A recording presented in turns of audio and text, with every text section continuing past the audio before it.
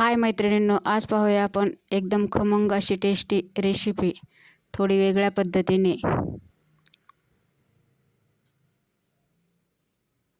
चला तर मग पाहूया त्यासाठी लागणारे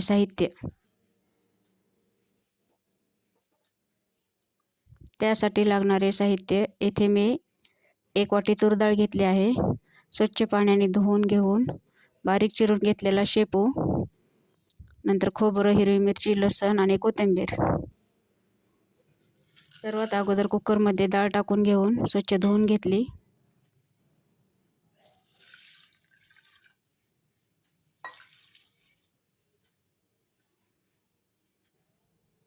नंतर त्यामध्ये शेपू भाजी टाकून घेतली। खूप छान टेस्टी बनतात ह्या चकुल्या।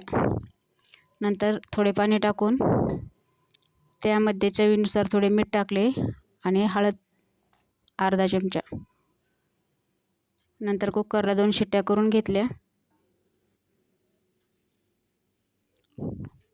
नंतर 2 वाट्या गव्हाचे पीठ, त्यामध्ये 2 चमचे बेसन पीठ आणि चवीनुसार मीठ टाकून घट्टसर पीठ मळून घेतले। पोळ्याच्या पिठापेक्षा थोडे घट्टच पीठ मळावे।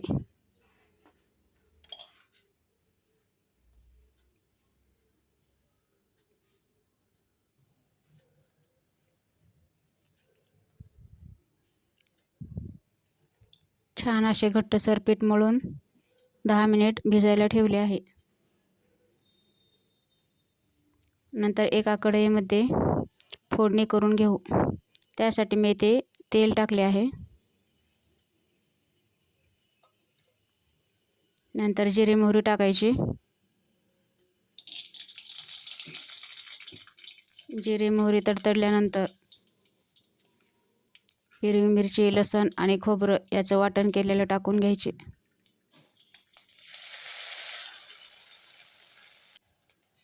नंतर लाल मिर्च पावडर 1 चमचा,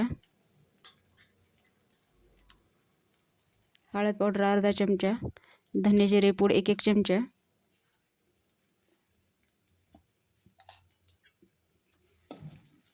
हे सर्व मसाले छान परतल्यानंतर वरतून थोडी कोथिंबीर टाकली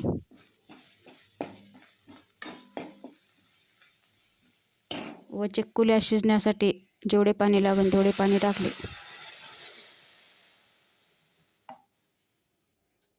नंतर शेपू आणि तूर डाळ शिजवून घेतलेली ती थोडी हाटून घेऊन त्यामध्ये टाकून घेतले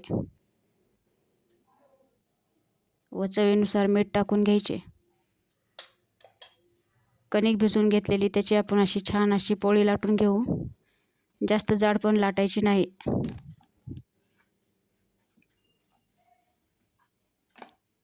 आपल्या चपातीप्रमाणेच पोळी लाटून घ्यायची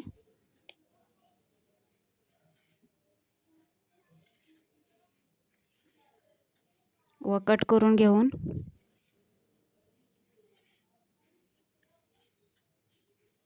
कढईमध्ये तयार केलेल्या फोडणीच्या पाण्यामध्ये टाकून घ्यायचे।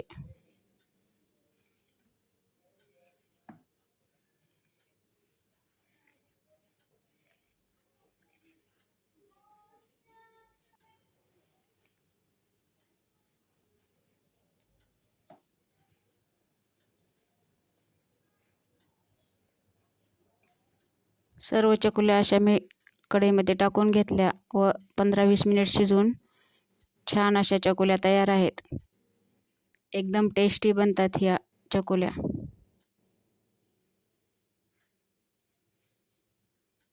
नक्की ही रेसिपी करून पहा।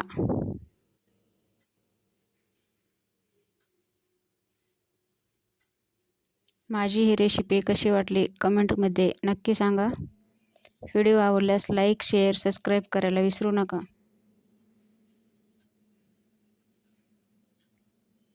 व्हिडिओ पाहिल्याबद्दल सर्वांचे धन्यवाद।